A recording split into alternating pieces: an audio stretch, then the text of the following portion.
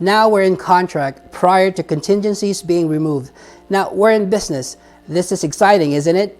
Now, don't get too excited just yet. We have to go through the contingency timeframes. The buyer now looks to secure their loan, having inspections on the property and review all of the reports and disclosures. This typically takes between 7 and 17 days, depending on what was initially agreed upon in the contract. In some cases, when you're dealing with a very desirable home that had multiple offers, we can negotiate that there will be no contingencies, but this isn't quite as common as we would like.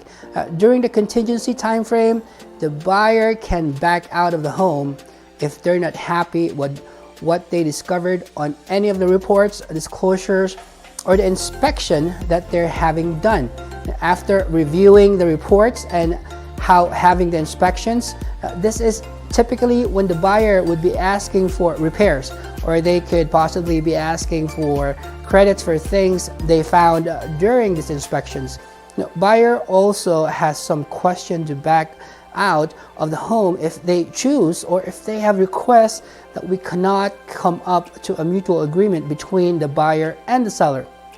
So they can choose to back out. Also, for some reason, they're not able to qualify for the loan, or if the home does not appraise and we cannot come up with a mutually agreed upon price regarding the appraisal, then the buyer can also back out as well. We need to understand that if a home does not appraise for the contractual amount, that the lender will only loan on the appraised value. And obviously, they take into consideration what the buyer is actually qualified for. So any additional money required would need to be made up from the buyer, or the seller would have to agree to adjust the contractual price. Again, unless you have countered out any of these contingencies and they're not made a part of the original contract or counter offer, the buyer has the right to back out of the home. And as a seller, we cannot retain their deposit.